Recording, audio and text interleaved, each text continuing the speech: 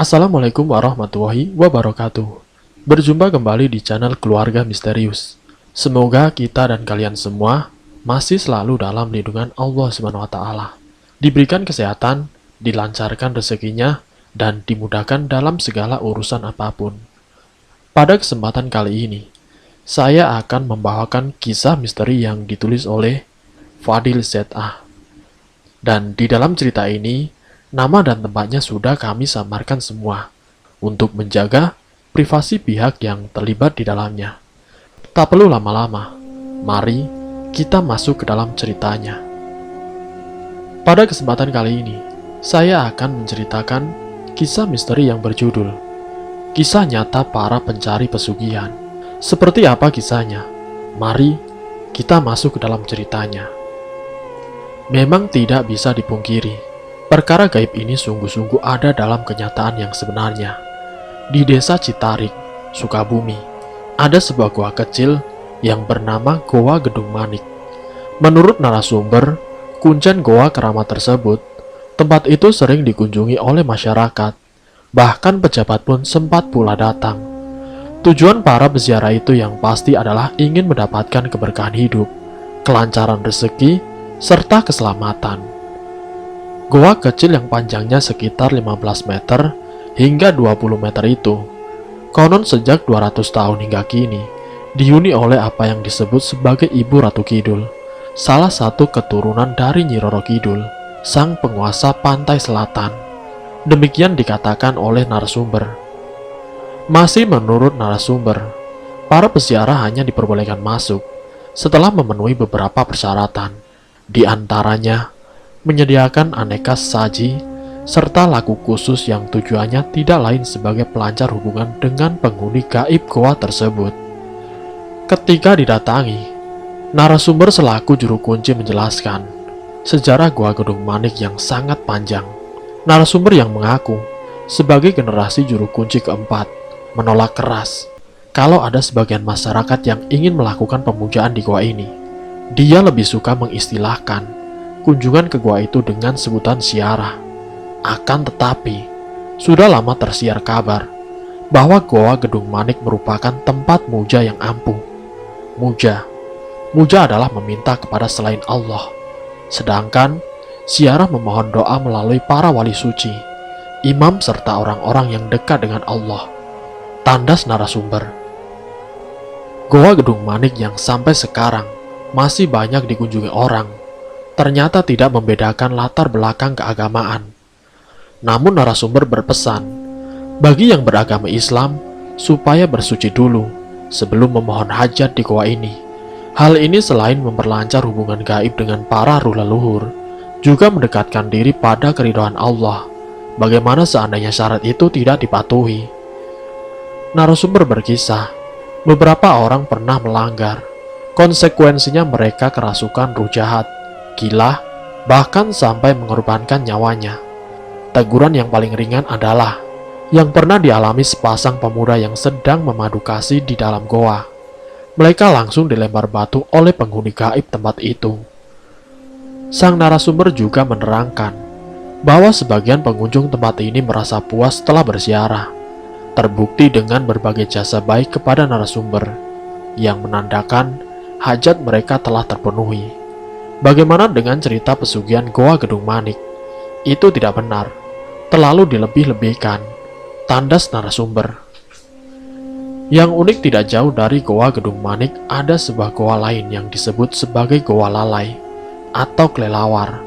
Goa Lalai sebetulnya masih satu badan dengan Goa Gedung Manik. Goa ini kendati tidak memiliki legenda pesugihan, namun memiliki sisi menarik tersendiri.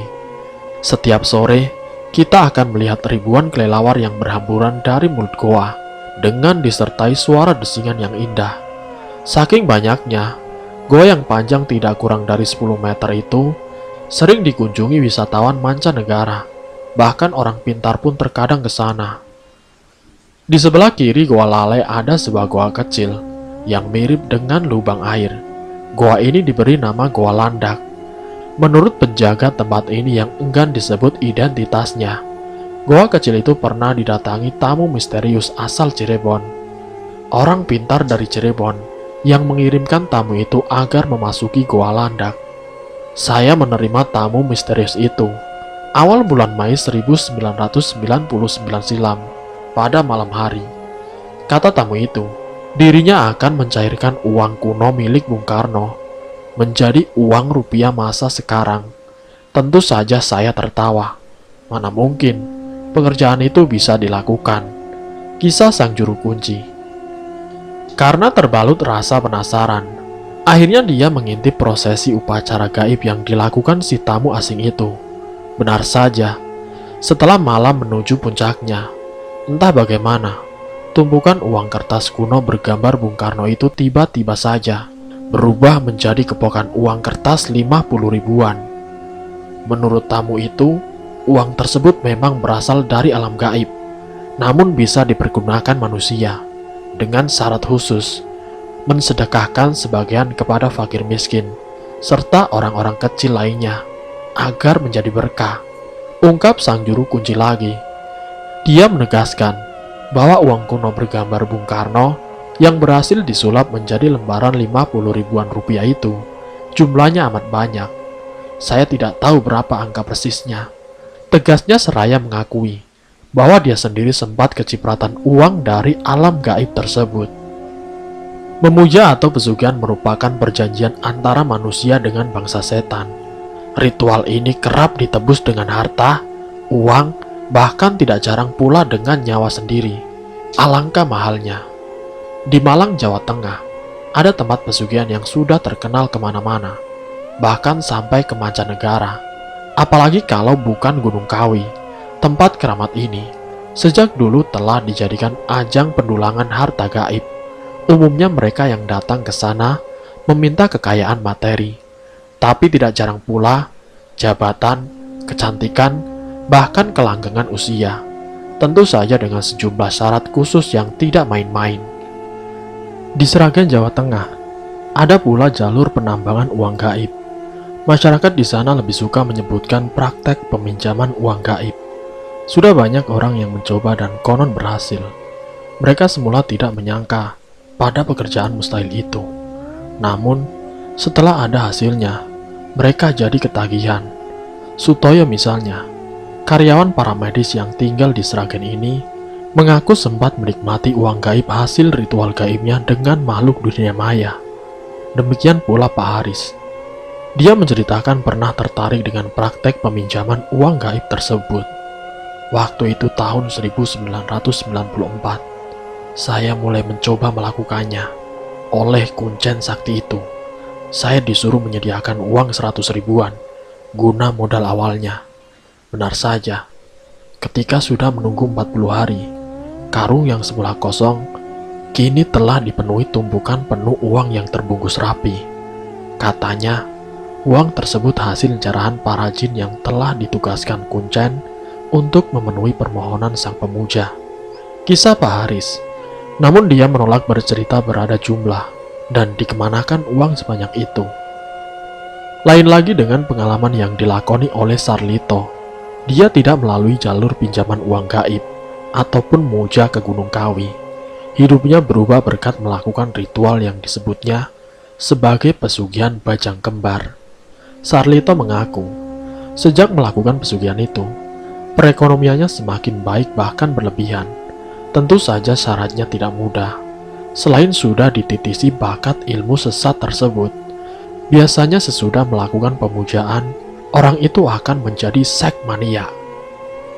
Pesugihan bajang kembar mengharuskan pelakunya melakukan zina sebanyak-banyaknya dengan wanita selain istrinya, tegas Sarlito tanpa tadeng aling-aling.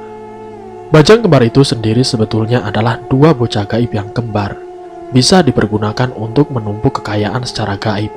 Tentu saja, permohonan itu baru dikabulkan jika sudah mengadakan perjanjian dengan sang pemilik bajang kembar tersebut. Di desa Citepus, kecamatan Pelabuhan Ratu, Sukabumi, ada kisah pemilik hotel yang kedapatan praktek muja. Menurut sumber yang wanti-wanti tidak mau disebutkan namanya, orang tersebut sengaja menciptakan kamar pribadinya di antara kamar hotel miliknya. Diceritakan pernah seorang karyawan hotel tersebut mendengar suara aneh di kamar misterius itu. Kejadian ganjil ini berlangsung tepat tengah malam. Persisnya ketika si Rumboy sedang membersihkan kamar di sebelah kamar khusus dimaksud. Pada saat yang sama, dia mendengar suara ringkikan kuda serta desiran ular yang saling bersahutan. Rupanya, bukan hanya pemuda ini saja yang sempat menyimak keanehan tersebut. Beberapa karyawan lain di hotel itu juga pernah menyimak pengalaman yang sama. Apalagi sejak kejadian aneh itu, pemilik hotel berbintang 1 itu semakin makmur hidupnya. Hal ini menambah kuat indikasi masyarakat terhadapnya. Lain lagi kisah yang terjadi di daerah perbatasan antara Jawa Tengah dan Jawa Timur. Di daerah ini ada sebuah lokasi pesugihan yang disebut sebagai pesugihan kandang bubrah. Menurut Wongso, salah seorang pelaku pesugihan ini, siapapun yang ingin berlimpah harta lewat ritual pesugihan kandang bubrah, maka mereka harus merenovasi rumahnya setahun sekali. Sedangkan syarat ritualnya, melakukan intim dengan lawan jenis yang bukan pasangannya. Kalau Anda melakukan pesugihan ini, maka Anda harus mengikhlaskan istri Anda ditiduri pria lain. Demikian juga istri Anda juga harus ikhlas mengizinkan suaminya tidur dengan perempuan lain, ungkap Wongso. Dia menceritakan bahwa dia dan istrinya sudah melakukan pesugihan kandang bubrah itu, dan kekayaan mereka terus meningkat tajam dari tahun ke tahun. Dari sumber yang dapat dipercaya, kami menemukan sejumlah daerah rawan ritual setan yang semakin diminati masyarakat, di antaranya wilayah Sragen, Malang, Slawi, Bogor, Bandung, dan beberapa daerah wilayah Jawa Timur. Kami juga mendapat kisah tentang pesugihan lain yang disebut sebagai pesugihan Ratu Biawak, yang konon bermarkas di Gunung Selawi. Konon persyaratan muja jenis ini masih tergolong ringan. Setelah mengucap janji setia dengan Sang Ratu Biawak, si pemuja harus telanjang bulat di daerah rawa-rawa. Ketika melihat wanita, diusahakan agar dapat memanggilnya, lalu menyuruh wanita tersebut untuk memegang kemaluannya. Itu saja persyaratannya. Setelah persyaratan itu terpenuhi, biasanya uang segera dikirim ke kamar pribadinya. Pesugihan lain yang tidak kalah uniknya adalah pesugihan siluman kuda. Pesugihan ini dapat dipraktekkan oleh siapapun, dengan syarat harus menemui kuncen yang tinggal di atas sebuah gunung di Jawa Timur, yang tidak dijelaskan apa namanya dan di mana lokasinya. Namun pesugihan siluman kuda ini memerlukan tumbal, yaitu orang-orang yang disayangi, seperti anak, istri, atau sanak keluarga sendiri. Jika semua perjanjian dan syarat itu telah terpenuhi, maka Raja Siluman Kuda akan segera mengirim uang dalam jumlah yang sulit diterima akal. Uniknya, utusan Raja Siluman itu mengutus kuda beserta gerobak kayu yang secara gaib dapat dilihat oleh orang yang peka mata batinnya. Konon gerobak itu berisi penuh sejenis daun sirih, namun panjang yang diberikan oleh Raja Siluman Kuda. Pada saat dikirim itu diterima oleh sang pemuja, maka daun dalam gerobak itu bisa berubah menjadi uang kertas pecahan 50 ribuan atau 100 ribuan. Peristiwa gaib ini akan terus berlangsung selama sang pemuja masih setia dengan perjanjiannya. Lain lagi dengan kisah pesugihan Ratu Ular. Si pemuja harus melakukan perjanjian setia dengan sang ratu. Karena itu dia harus menetap di kamar untuk waktu-waktu tertentu, dan hanya boleh keluar seperlunya saja. Pasalnya jika sewaktu-waktu sang ratu ingin menyalurkan kebutuhan biologisnya pada saat si pemuja tidak ada di kamar, maka sang ratu akan murka. Pesugihan jenis ini lebih dikenal dengan nama ngipri. Pelakunya dinamakan Centring Manik. Mengenai jumlah kekayaan yang didapat, hampir tidak dibatasi. Asal saja kuat melayani libido seks sang ratu ular. Konon bagi orang yang melihat persetubuhan terlarang ini, dan kebetulan sang pemuja melihatnya, maka spontan si pengintip itu akan mati secara mendadak. Secara fisik, persetubuhan itu amat mengerikan. Ya, sebab si pemuja sesungguhnya bersetubuh dengan seekor ular raksasa berkepala perempuan cantik. Namun di mata si pemuja, sang ratu berwujud gadis cantik bak bidadari kayangan. Pada saat bersetubuh itu berlangsung, Sisik ular itu rontok secara perlahan. Makin lama maka sisik itu semakin banyak. Dan setelah usai, sisik itu akan berubah menjadi kepingan emas. Demikian menurut cerita. Benar dan tidaknya tentu amat sulit kita buktikan. Adanya cerita ini bukannya kami bermaksud untuk mengajak Anda dalam melakukan pesugihan. Namun, justru kita malah mengajak Anda agar tidak melakukan pesugihan sesat ini. Karena itu adalah musyrik, perbuatan yang dilaknat oleh Allah Subhanahu wa taala. Semoga kita semua selalu dalam lindungan Allah Subhanahu wa taala, dan semoga kita semua dijauhkan dari hal-hal kemusyrikan. Demikian cerita yang saya sampaikan. Semoga bermanfaat.